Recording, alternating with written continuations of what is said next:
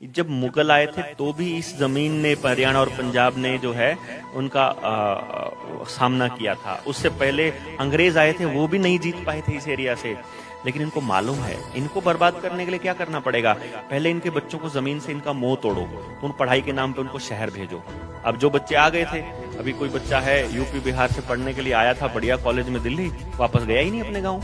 मैं गांव से निकला हुआ, करनाल डिस्ट्रिक्ट टॉपर, अपने गांव के सरकारी स्कूल से पढ़ा हुआ आदमी बाहर निकला तरक्की के नाम पे, आज तक वापस गया ही नहीं। हरियाणा और पंजाब के जो बच्चे हैं नौजवान, उनको बाहर भेजने पे लगे पड़े हैं। पीछे से माँ बाप अकेले हैं, उनकी जमीनों को हथियाने के लिए इससे अच्छा मौका नहीं मिलेगा। और रही सही कसर जो है नशा कर देगा। रही सही कसर जो है इस एरिया को बदनाम करने के लिए क्या गेम चल रहा है। इस एरिया में कौन कौन है? सिख हैं और जाट बाहुल्य क्षेत्र है ये, जो लड़ने वाली लड़ाका कौम, जो सबसे ज्यादा लड़ाका बोला जाता है। इसमें यूपी का पश्चिमी एरिया, पंजाब का एरिया और हिमाचल का एरिया, हरियाणा का एरिया, ये 3 एरिया हैं। इन तीनों एरिया को ये लोग खालिस्तान के नाम पे बदनाम कर रहे हैं। सभी को नमस्कार, राम राम। मैं कुलदीप खंडेलवाल, दावी से प्रेम न्यूज। आज देश के अंदर महंगाई बढ़ रही है तो जीएसटी के साथ में टैक्स सरकार वसूल रही है। तो ऐसे में सरकार टैक्स वसूलने के बाद जो आम जनता को सुविधाएं देनी है, सुविधाएं देने की बजाय वो दुविधा दे रही है। तो ऐसा क्यों? इन्हीं सवालों के जवाब जानने के लिए हम देवेंद्र बलारा जी से जानेंगे कि देवेंद्र जी बताएं कि किस प्रकार से आज महंगाई बढ़ रही है, लोग खामोश हैं और सरकार दुविधा पे दुविधा देती जा रही है और लोग शांति से घर बैठे हैं। क्या कहना है आपका? इसमें कुलदीप जी एक चीज में मेरा मतभेद है आपसे कि लोग शांत हैं। दरअसल लोग बोल रहे हैं, लेकिन वो अपने ही परिजनों के, अपने दोस्तों के बीच बोल रहे हैं। वो सड़क पर आकर नहीं बोल रहे हैं। फर्क सिर्फ इतना है, वो टीवी पर बोल नहीं पा रहे हैं क्योंकि टीवी वो नहीं दिखा रहा है जो उनकी समस्या है। उनको बोलने के लिए कोई स्पेस ही नहीं मिल रहा है। कोई पॉलिटिकल पार्टी आपके मतलब छदम मुद्दों के पीछे छुप कर तो चल रही है, जैसे वो महंगाई पर बोल रही है, लेकिन वो ये नहीं बता रही है कि ये महंगाई जानबूझकर की जा रही है। वो जीएसटी पर तो बोल देंगे कि आप जीएसटी पर टैक्स लगा देगा, लेकिन ये क्यों नहीं बताते हो कि जीएसटी को कॉन्सेप्ट लाने वाली तो वही सरकार थी जो आज जीएसटी के विरोध में खड़ी है। तो आप किसके कहने से लेकर के आए थे जीएसटी, ये बताइए। और आज जब पहली बार जब पेट्रोल और डीजल को जीएसटी से बाहर करके महंगा किया जा रहा था रोज की रोज, तब आप कहां थे चुप, तो वो ये बताइए। असल में लोगों के पास बोलने के लिए कोई प्लेटफॉर्म नहीं था और इसीलिए है भी नहीं फिलहाल तक। अभी मैं आपको बताऊं, जैसे हमने जब जनता सरकार मोर्चा बनाया तो पूरे स्टेट की अब जब हम मीटिंग करेंगे तो हर गांव से मुद्दों को उठाया जाएगा और बताया जाएगा। अभी फिलहाल लोग सोशल मीडिया प्लेटफॉर्म पर लिख रहे हैं, हर मुद्दे पर लिख रहे हैं, लेकिन सड़क पर उतरने की थोड़ी हिम्मत कम हो पा रही है क्योंकि रोजी रोटी और एक बीमारी के डर में और एक प्रोपेगेंडा में और रोज की रोज कोई ना कोई चीज ऑनलाइन करने के चक्कर में इनको इतना उलझा दिया गया है बेचारों को। ऊपर से रोज का 1-2 जीबी दे करके उन नौजवान बच्चों को घरों में कैद कर दिया गया है कि हर बच्चा अगर आप जाएंगे तो मोबाइल पर ऐसे लगता हुआ नजर आता है। 4 दोस्त बैठे हों मार्केट के अंदर तो भी वहां यही होता है कि 1 आदमी 2 आदमी तो उसमें मोबाइल पे ही लगे होते हैं।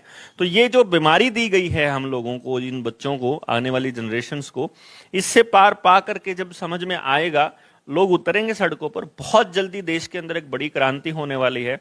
हम महसूस कर रहे हैं इस बात को कि लोग धीरे धीरे संगठित हो रहे हैं और ये जान रहे हैं कि जिन लोगों पर उन्होंने भरोसा किया था, जिन पॉलिटिकल पार्टीज के ऊपर, जिन संगठनों के ऊपर, जिन नेताओं के ऊपर, जिनको अपना हीरो बनाया था, चाहे कोई खिलाड़ी हो, चाहे कोई बॉलीवुड का हीरो हो, चाहे कोई पॉलिटिकल पार्टी का आदमी हो, आप देखिए एक भी आदमी उनके साथ बोलने के लिए उनके साथ नहीं खड़ा है।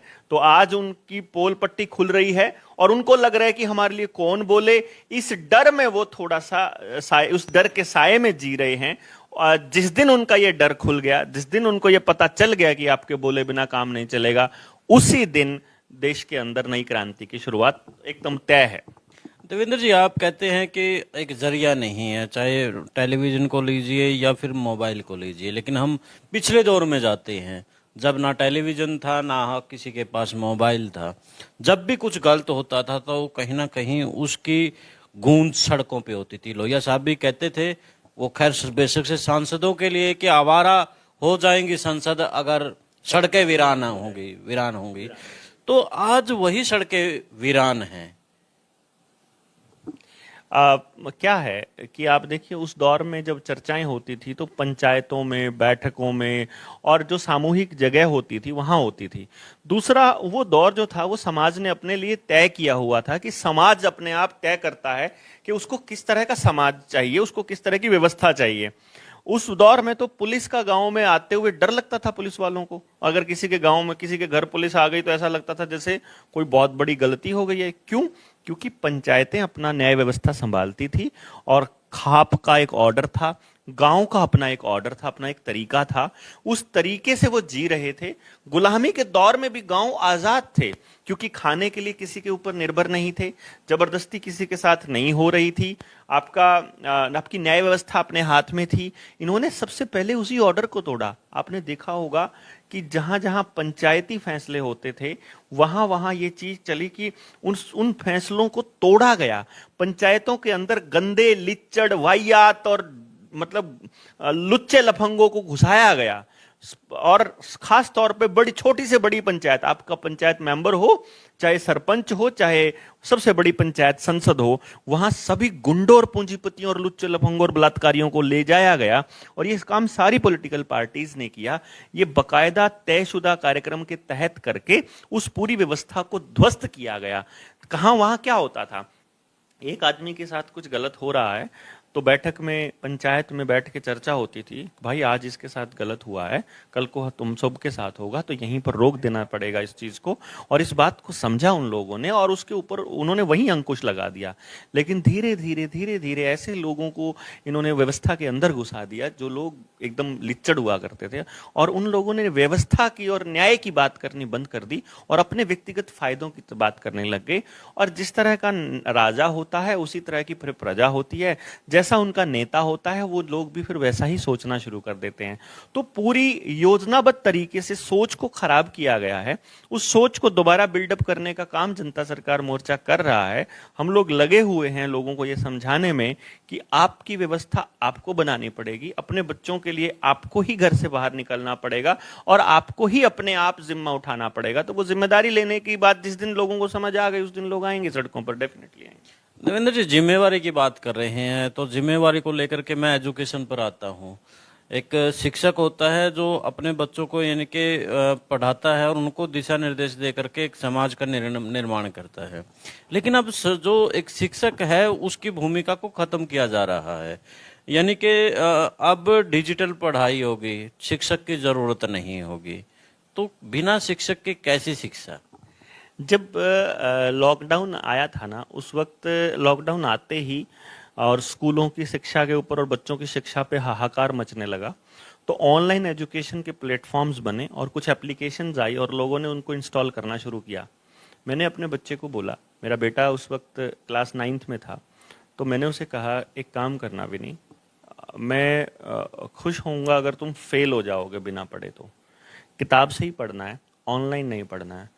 लेकिन अटेंडेंस मांगती है मैम, तो स्कूल में तो उधर सैनिक स्कूल में था वो करवा दिया था। मैंने कहा एक काम करते हैं, तुम इसको चला करके छोड़ दो लैपटॉप पे, मोबाइल तो इस्तेमाल करता नहीं है वो, तो इसको इसके ऊपर कंप्यूटर के ऊपर चला के छोड़ दो इसे, और इसकी तरफ देखना नहीं है, तुम उधर जाके बैठ के अपना काम करो, चलता रहेगा ये, कोई दिक्कत नहीं है। और उसने ऐसा ही किया।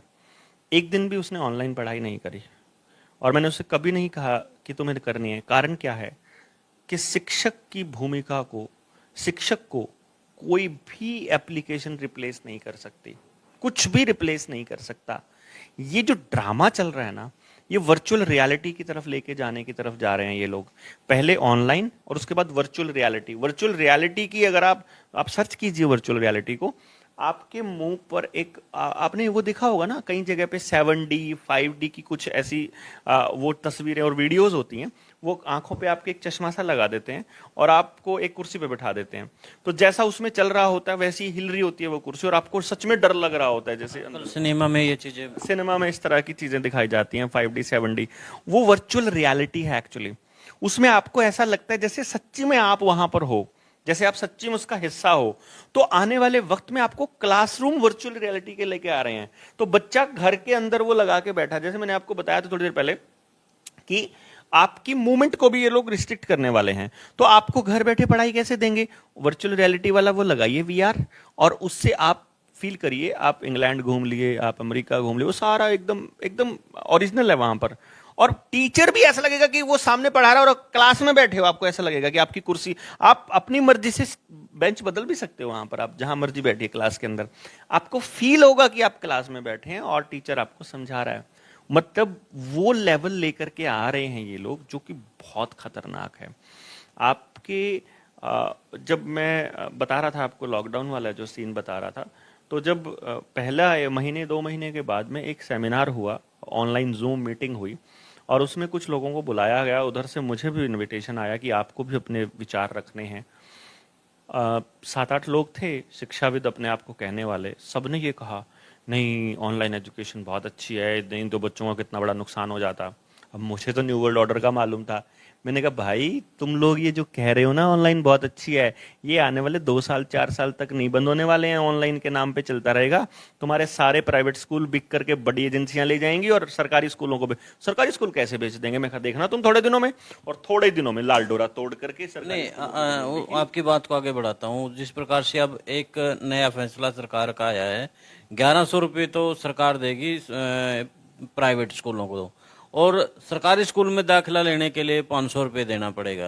यानी कहीं ये उसी का हिस्सा तो नहीं है। मैं यही बात आपको कह रहा था कि जब मैं इस बात को अपने आप कहता, अगर आप नहीं पूछते तो, लाल डोरा तोड़ा, लाल डोरा टूटते ही मेरी पहला कमेंट मेरे फेसबुक पर था कि अब आपकी सारी सामूहिक जमीनें सरकार बेचने वाली है।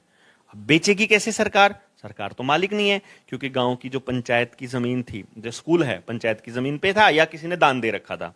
शामलात भी, जंगल भी, जोहड़ भी, और बणी जो गांव के चारों तरफ होती है। अभी एक ऑर्डर आया है कि जितनी शामलात की जमीनें हैं वो सरकार की है, और सरकार उसको अब हथियाने में लगी है। यस यस यस, अभी तो सरकार के नाम रजिस्ट्री करवाएंगे वो लाल डोरा। लाल डोरा तोड़ने के पीछे खेल ही ये था मेरे दोस्तों, कि पहले क्या था, आपका घर बेघर नहीं कर सकते आपको, क्योंकि गांव में रजिस्ट्री होती नहीं थी। रजिस्ट्री नहीं होती थी तो आपके घरों पे लोन नहीं होते थे। जमीनों से तो निकाल देंगे आपको, गांव से कैसे निकालेंगे? गांव से तो निकालने का कोई तरीका नहीं था। तो पहले लाल डोरा तोड़ा गया, उसमें रजिस्ट्रियां चालू की गई। अब रजिस्ट्रियों के नाम पर आपकी मालिकाना हक हो गए, और जिस चीज की रजिस्ट्री नहीं हुई है वो जमीन सरकार कब्जा करेगी उसके ऊपर, और उसके बाद आपकी घरों पे आपको लोन दिए जाएंगे, क्योंकि आने वाले वक्त में आपके सोने पर भी लोन होगा, आपके डंगरों पर भी लोन होगा, आप कुर्सी मेज पर भी लोन ले पाओगे, आप घड़ी पे पंखे पे लोन ले पाओगे, आप अपने घर में रखी हर चीज पे लोन लोगे। सोना पे तो अभी भी है, बहुत लोन आपकी प्रॉपर्टी पे, बाकी चीजों पे भी है, डंगरों पे भी है, ट्रैक्टर पे भी आप दोबारा से लोन ले सकते हो। आपको लोन दे करके आपकी कमाइयां खत्म करी जाएंगी, और फिर आपको इन प्रॉपर्टियों से हाथ धोना पड़ेगा। अभी ये जो गेम चल रहा है ना, कारीमोद में कल मीटिंग है बारडा में, उस मीटिंग 7 तारीख है कल, सॉरी 5 तारीख है कल ना, 5 तारीख को मीटिंग है, हाँ। और उस मीटिंग के अंदर ये तय होगा कि वो जो जमीन है शामलात की, वो किसी भी कीमत पर गांव नहीं छोड़ने वाले हैं। ये अभी ये गड़बड़ी में है, इनको नहीं मालूम है भाई। जब मुगल आए थे तो भी इस जमीन ने, हरियाणा और पंजाब ने जो है उनका सामना किया था। उससे पहले अंग्रेज आए थे, वो भी नहीं जीत पाए थे इस एरिया से। लेकिन इनको मालूम है, इनको बर्बाद करने के लिए क्या करना पड़ेगा, पहले इनके बच्चों को जमीन से इनका मोह तोड़ो, तो उन पढ़ाई के नाम पे उनको शहर भेजो। अब जो बच्चे आ गए थे, अभी कोई बच्चा है यूपी बिहार से पढ़ने के लिए आया था बढ़िया कॉलेज में दिल्ली, वापस गया ही नहीं अपने गाँव। मैं गांव से निकला हुआ, करनाल डिस्ट्रिक्ट टॉपर, अपने गांव के सरकारी स्कूल से पढ़ा हुआ आदमी, बाहर निकला तरक्की के नाम पे, आज तक वापस गया ही नहीं। इसी तरह से कोई और निकला गांव से कह के तरक्की के नाम पर, वापस कोई गया नहीं, क्योंकि जमीन से तोड़ने थे बच्चे, तोड़ दिए। उसके बाद कुछ और जमीन से तोड़ने थे तो बाहर भेजो, पैसा वहां मिलेगा, विदेशों में भेजो। अब हरियाणा और पंजाब के जो बच्चे हैं नौजवान, उनको बाहर भेजने पे लगे पड़े हैं। पीछे से माँ बाप अकेले हैं, उनकी जमीनों को हथियाने के लिए इससे अच्छा मौका नहीं मिलेगा। और रही सही कसर जो है नशा कर देगा, रही सही कसर जो है इस एरिया को बदनाम करने के लिए क्या गेम चल रहा है। इस एरिया में कौन कौन है? सिख हैं, और जाट बाहुल्य क्षेत्र है ये, जो लड़ने वाली लड़ाका कौम, जो सबसे ज्यादा लड़ाका बोला जाता है।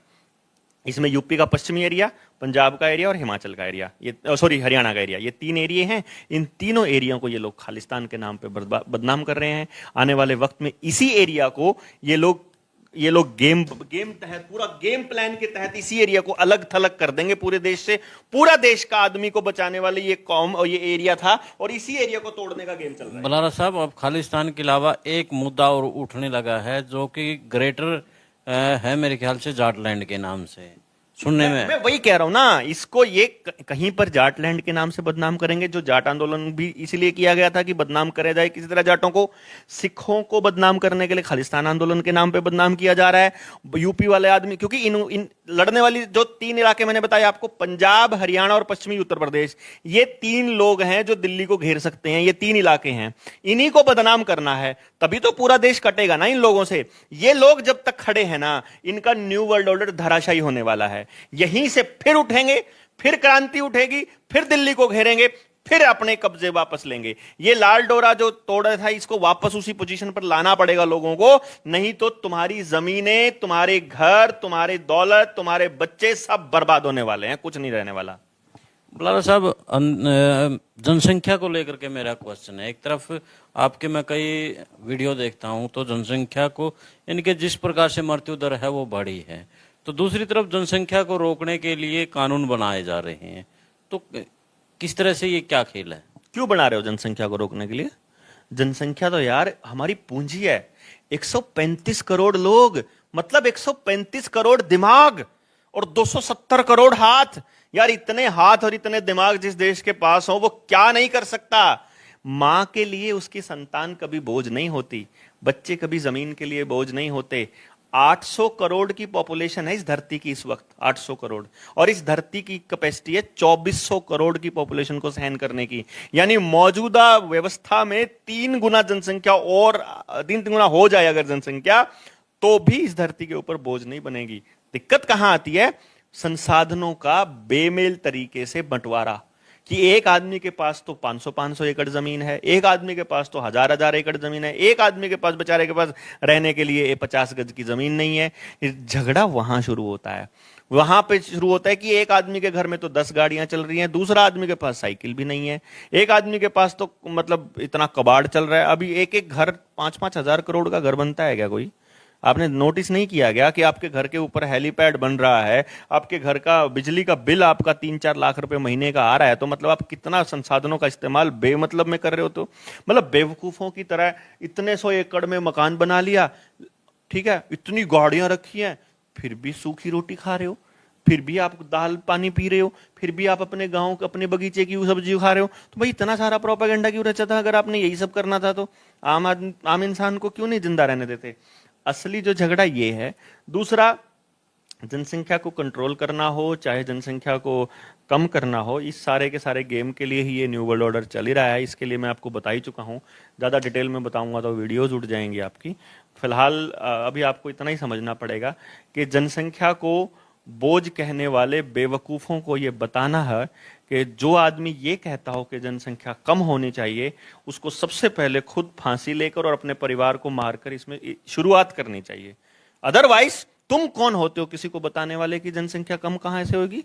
ये कई लोग हम कहते हैं ना कि यार इससे ना लोग बहुत मर रहे हैं, तो वो कहते हैं कि अच्छा हुआ जनसंख्या कम। अरे भाई, तो तुम कौन होते हो? कोई और कौन होता है उसको कम करने वाला?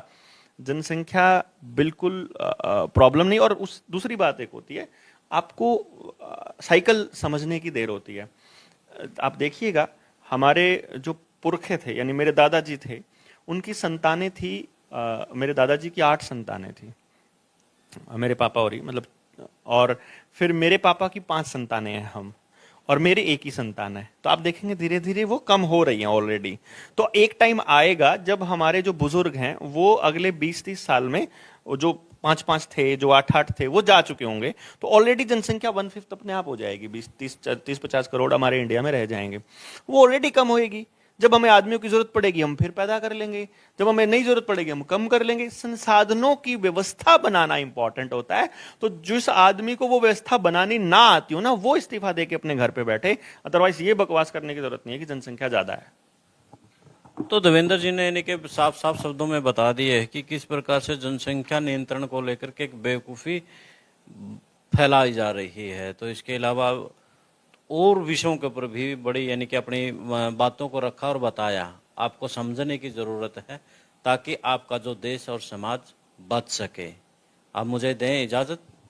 जिंदाबाद।